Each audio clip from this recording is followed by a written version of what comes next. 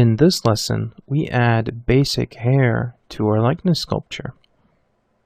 So I did mention it briefly in the previous lesson, but one of the single most important things for capturing a likeness is actually getting the hair right, if you can believe it. It's actually really, really important. So I'm going to append a sphere just like I did the eyes. I'm going to dynamesh it down here to 8 resolution, and the ideal way to scale this down, you should go into the deformation palette here, and then you should just use the size function and then just kind of get it to where it's supposed to go. Use shift, move it up with the transpose there, and then just kind of place it where it is. So, hair, very important. You may ask why we haven't done it before. It's, well, we really didn't need to do it before, but right now, we're not going to be able to find his face. We're not going to be able to search for it if we don't have the hair. And it's just such an important part right now to sort of get our bearings right and, you know, show ourselves that we're in the right direction. We need some reassurance, you know. We're not made out of steel. We're going to look at this. We may not be happy with it. Some of you might want to give up on it, you know. Try not to do that until you get to this stage, you know, starting over or something like that. Just try to wait until you're here doing the hair.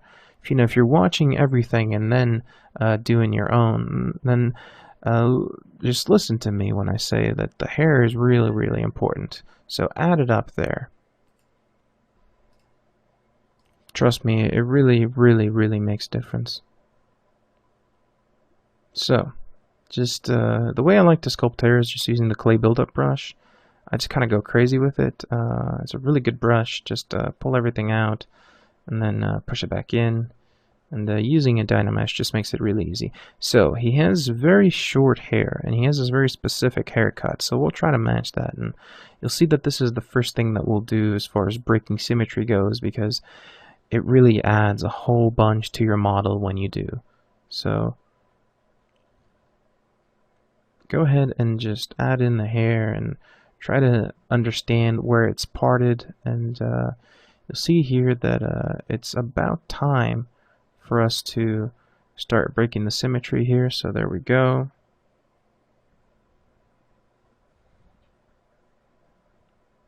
And we can use the snake hook brush now and kind of pull out this little duvet that he has, you know, and really, really start sort of inching our way towards his haircut.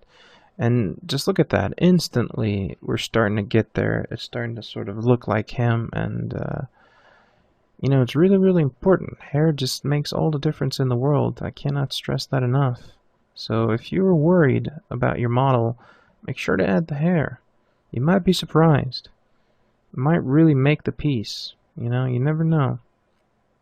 At least for me, the hair is super, super important. It's always, you know, that make or break moment.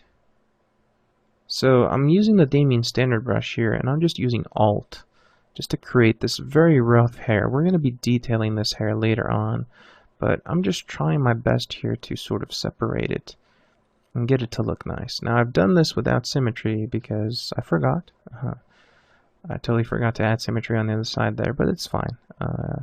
This area is just easier to do with symmetry. It doesn't really matter. We're not going to see it that much, but just make sure that you understand where his hair is flowing from and adding these large strokes.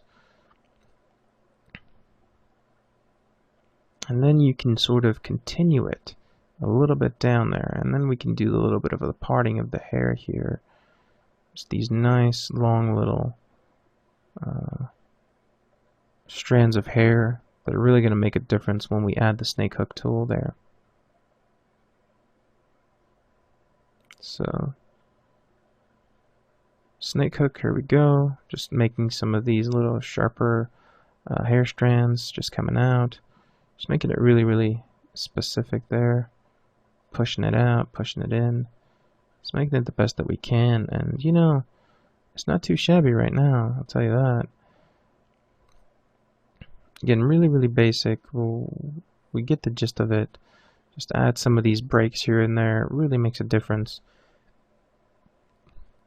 And now, you know, when we start to zoom out here after we've done this very, very basic amount of work on the hair, you'll see that it really sort of validates all of our previous work, because we're definitely starting to get there.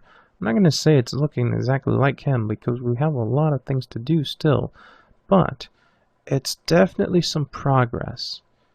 You know, it's something that you have to look at and really engage yourself, you know, how far you've come from the start. I do the same thing for the hair that I do with the eyebrows. A little bit of clay buildup, just a little bit, and then you can use the Damien standard brush here and just pull it out a little bit there, kind of draw out the eyebrows. If you forget eyebrows, it really makes a difference. If your character doesn't have eyebrows, it really changes things. So make sure you add the eyebrows. Makes a big difference as well.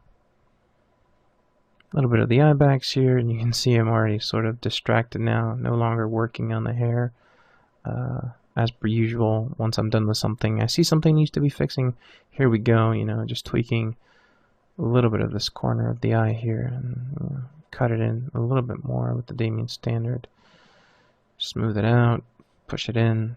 It's not looking too bad now, and it's looking pretty clean, I think, so we can definitely get something nice out of this.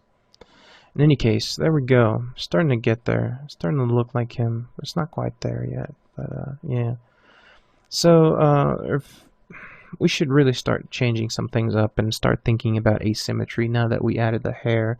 So let's go ahead and just stop it here for now. I'll adjust the forehead for a little bit, and yeah, let's stop here, and I'll see you guys in the next lesson.